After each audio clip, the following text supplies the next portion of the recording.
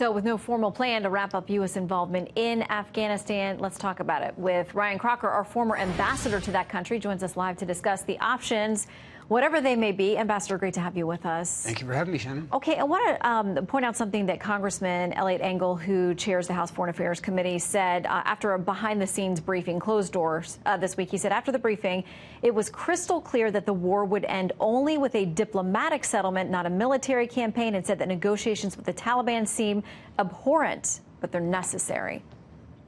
Is that the only way out? Clearly, you're not going to have a military victory to end this insurgency. I think that's been established for years. It will have to be a political settlement, but the military can set the conditions. Talking to the Taliban without the Afghan government in the room, I think, was a huge mistake. I was against those talks right from the beginning, and am now relieved to some degree that the president has put a stop to them, because if we're talking to the Taliban and the Afghan government isn't involved, we are delegitimizing the government that we have supported at such cost and blood and treasure for years. Where do we think we're going with this? It evokes the Paris peace talks, which were on Vietnam, which were basically talks on an American surrender.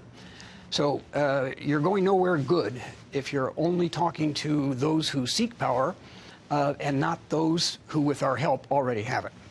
Well, and at this time, and the president has talked about how we're slowly drawing down there. He's made it clear he wants our men and women to come home from there. But if you leave without a deal, here's what David Shafiri said in an opinion piece. We've had him on the show. Obviously, he was a State Department official at the height of the Iraq War, also an advisor to the Obama campaign in 2008. He said the Taliban, if we left without a deal, would certainly reject the Afghan government, which they consider to be a U.S. puppet, would refuse any political process, and would seek to overrun Kabul and reestablish an Islamic State. So now what?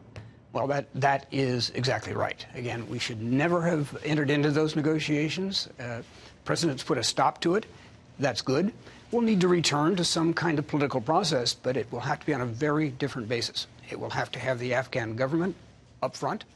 If the Taliban won't deal with that, then we're just going to have to wait until they are ready to deal. We shouldn't think we're losing this war. We're not. The Afghan government is not. There are 34 provinces in Afghanistan. Do you know how many provincial capitals of those 34 the Taliban control? It's a nice round number. It's 0. They got a lot of desert out there. They can interdict highways. They can mount successful and fatal attacks, unfortunately.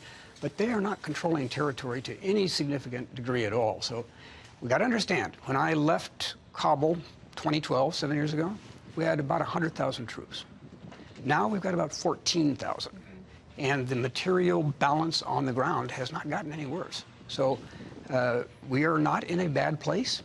We do not have to turn ourselves into losers, into a defeated country as we were in Vietnam. But we have got to stop this rush for the exits.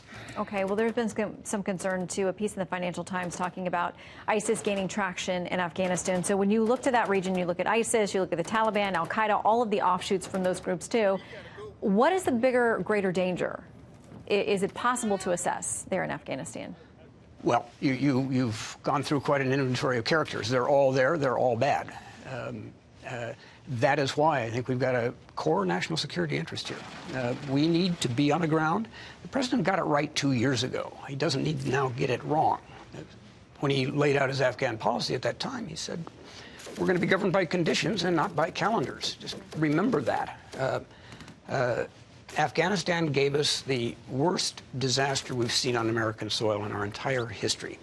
We do not want to hand it back to the people who did that. All right, Ambassador Crocker, great to have your insights. Thank you for coming in tonight. Thanks for having me.